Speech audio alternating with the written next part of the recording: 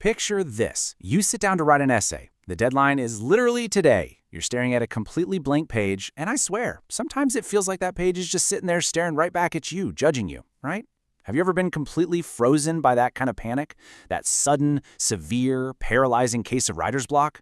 Well, take a deep breath, because you are in excellent company. This exact situation confronted one of the finest minds in Hindi literature. But instead of giving up, he used that very feeling of panic to craft one of the most beloved, hilarious, and just brilliantly intelligent essays ever written. Okay, let's dive right into this explainer. Today, we're unpacking an absolute masterpiece. We're looking at Padumlal Punnalal Bakshi's brilliantly meta-essay titled Kya Likhun, which translates simply to what to write. It's literally a masterclass in turning a seemingly impossible, frustrating task into a profound piece of art. Bakshi actually takes us inside his own head as he battles writer's block. And in doing so, he teaches us not just about writing, but about history, philosophy, and honestly, the whole human condition. So here's our roadmap for today. We're going to cover the essay writing dilemma, an introduction to Bakshi Ji, the search for the right style, Amir Khusraw's formula, the beautiful merger of topics, and finally, the real message of the essay. Let's jump straight into section 1, the essay writing dilemma, the blank page.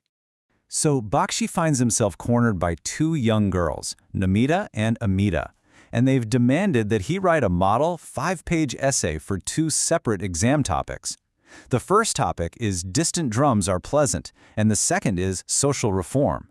When you look at these two wildly different topics side by side, you can see the absolute absurdity of the request. I mean, one is this poetic proverb about perspective, and the other is a heavy historical topic about changing society. So Bakshi is stressed. He has no encyclopedia, no library nearby, and absolutely zero ideas flowing. He is completely, utterly stuck. Moving on to Section 2, Introduction to Bakshi Ji, a Literary Mind. To really understand this essay, we need a quick look at the man himself. Padumlal Punnalal Bakshi was born back in 1894 in Kairagar, which is in present-day Chhattisgarh. And he wore so many hats throughout his life. He was a critic, a poet, a satirist, but he's definitely most remembered for his essays. Mid-career, he actually shaped the entire literary landscape by editing two highly influential magazines, Saraswati and Shaya, where he beautifully blended Indian and Western literary thoughts.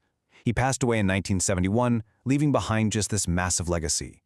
But what makes Kya Likhun so special is his tone.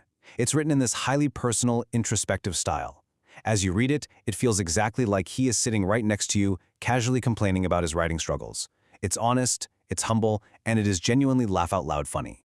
Which brings us to Section 3, Search for the Right Style, Finding a Voice.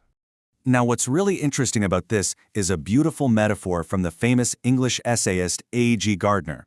Gardner claimed that writing happens in this special mental state where words just flow, and the topic itself doesn't even matter. The topic, Gardner said, is merely the peg to hang the hat of your emotions on. It's the emotion that matters, not the peg. And honestly, it's a gorgeous thought. But Bakshi, in his wonderfully self-deprecating way, immediately shatters the illusion. He laughingly admits to his readers that he has never, ever found this magical mental state. For him, writing is always hard work, sweat, and a whole lot of overthinking. So, still searching for a method to actually write this thing, Bakshi weighs two entirely different approaches to style. On one hand, he considers the great Sanskrit scholars, guys like Banampata and Sri Harsha. Their style? Huge, long, highly decorative sentences designed entirely to show off deep scholarly authority. Bakshi jokes that, hey, since he's a teacher, maybe he should write half-page long sentences just to prove he's smart. But then he looks at the French essayist Montaigne. Montaigne didn't use dry logic or try to show off. He just wrote simply and honestly about his personal experiences and true feelings. Bakshi realizes he vastly prefers Montaigne's genuine, human approach over that heavy, show-off style. But there's a catch. Knowing his preferred style still doesn't write those 5 pages for Namita and Amita. So we hit Section 4, Amir Khusraw's formula, a poetic solution. Okay, this is the absolute turning point of our story. This is where our hero finds inspiration not from some dry textbook, but from an unexpected, centuries-old historical anecdote. Bakshi suddenly remembers a story about the great medieval Indian poet Amir Khusraw. As the story goes, one day, a thirsty Khusraw approached a well where 4 women were drawing water. They agreed to give him water, but only on one condition. He had to compose a poem incorporating 4 entirely random topics they chose. Those topics? kheer, which is a sweet rice pudding, a spinning wheel, a dog, and a drum. I mean, 4 impossible, completely disconnected topics. But Khusro was a genius. Right there on the spot, he composed a single brilliant verse that translates to, "You cooked kheer with effort. Let the spinning wheel run. A dog came and ate it all, and you just sit playing the drum." 4 separate, totally unrelated demands, all satisfied with one perfect stroke of creativity. So, the crucial point here is this absolute eureka moment for Bakshi.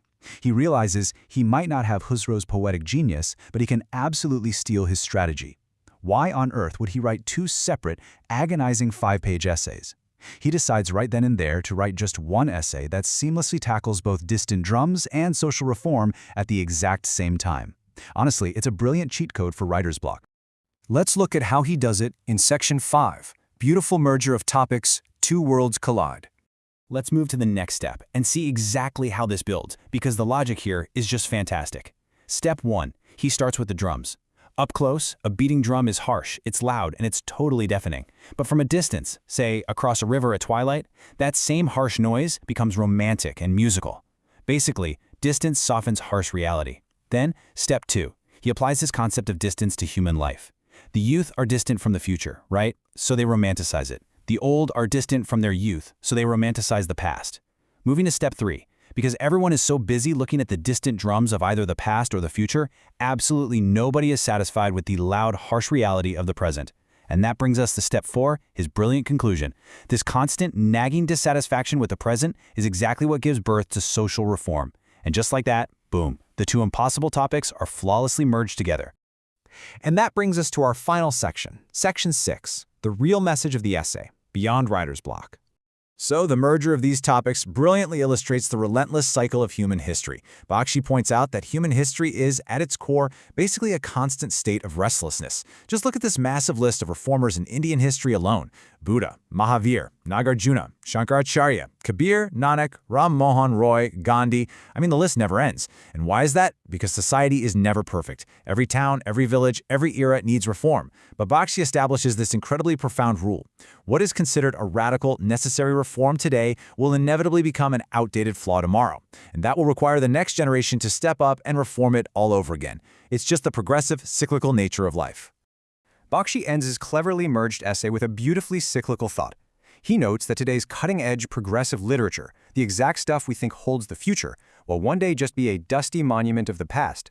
The young fiery writers of today will eventually grow old and romanticize their own era, while a brand new generation will step up.